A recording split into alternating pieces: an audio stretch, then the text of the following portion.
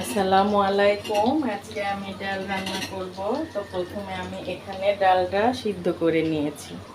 তারপরে আমি এখানে পেঁয়াজ রসুন দিয়ে তেলে ভেজে নেব।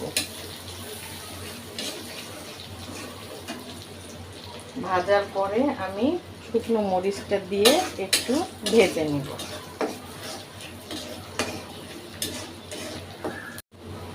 এখানে আমার পেঁয়াজ রসুন শুকনো মরিচ ভাজা হয়ে গিয়েছে। এখানে দিয়ে দিব আমি আস্ত জিরা, তেজপাতা 2টা আর ডালের মশলা।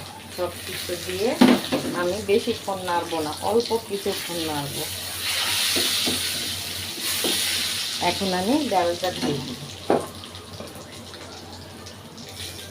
একটা।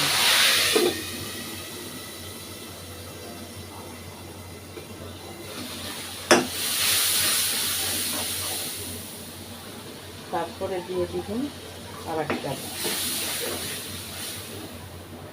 দিয়ে আমি সব ডালটা ঢেলে দেব।